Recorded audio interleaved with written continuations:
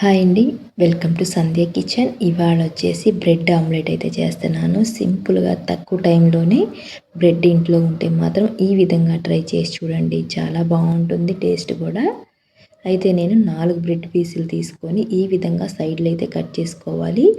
ఇది ఇలాగే ఉంచి తినేటప్పుడు కొంచెం అంత ఇదిగా బాగోదండి. అందుకనేసి ఈ విధంగా సైడ్‌లో అయితే కట్ చేసుకోవాలి. ఇది కట్ చేసుకొని పక్కన పెట్టేసుకొని ఇప్పుడు ఒక గిన్నె తీసుకొని ఇందులోకి 2 గుడ్లు దాకా వేసుకుందాము.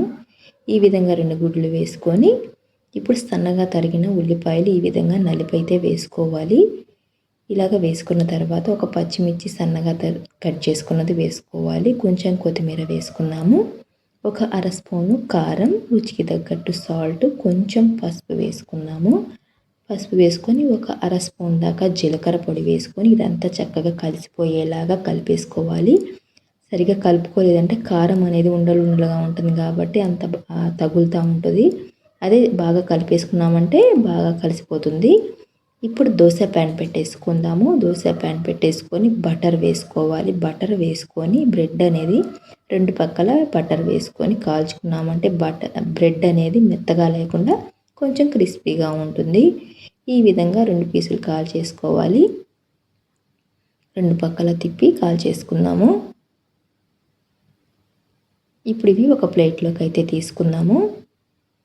ఇప్పుడు మళ్ళీ బటర్ వేసుకుందాము. బటర్ వేసుకొని ఆమ్లెట్ మనం ఎగ్ ఉంది కదా, ఆమ్లెట్ లాగా పెద్దగా వేసుకోవాలి. బటర్ వేసుకున్న తర్వాత ఈ విధంగా వేసుకున్న తర్వాత ఇప్పుడు ఇది ఆమ్లెట్ అనేది పచ్చిగా ఉన్నప్పుడు బ్రెడ్ పీస్ అనేది ఇందులో పెట్టేసుకోవాలి. కాస్త ఉడికిన తర్వాత వేసామంటే బ్రెడ్ అనేది ఆమ్లెట్ పట్టదండి. అందుకనేసి పచ్చిగా ఉన్నప్పుడే పెట్టేసుకోవాలి. ఈ విధంగా మధ్యలోకి కట్ చేసుకుని చూపించిన విధంగా చేసుకోండి. చక్కగా బ్రెడ్ ఆమ్లెట్ అయితే రెడీ అయిపోతుంది. సిమ్లో పెట్టి 2 పక్కల అటు ఇటు తిప్పుకుంటా కాల్చుకోవాలి. మళ్ళీ బటర్ వేసుకొని కాల్చుకోవాలి. ఎంతో సింపుల్గా చేసుకోవచ్చు ఈ బ్రెడ్ ఆమ్లెట్ అనేది. టేస్ట్ అయితే బాగుంటుంది. ఇందులోకి టమాటో సాస్ అయితే పెట్టుకుంటే బాగుంటుంది. ఇప్పుడు కొంచెం బటర్ వేసుకొని మళ్ళీ కాల్చుకుందాము. అయితే ఫ్రెండ్స్, నేను చేసే వీడియోస్ కనుక మీకు నచ్చినట్టయితే లైక్ చేసి సబ్స్క్రైబ్ చేయండి. 2 పక్కల కాల్చుకున్న తర్వాత ఇప్పుడు ఒక ప్లేట్లోకి అయితే తీసుకుందాము.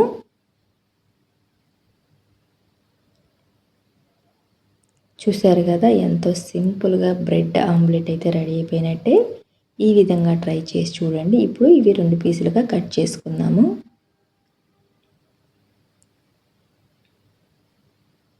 ఇప్పుడు ఇందులోకి సాస్ పెట్టుకొని తిన్నామంటే చాలా బాగుంటుంది.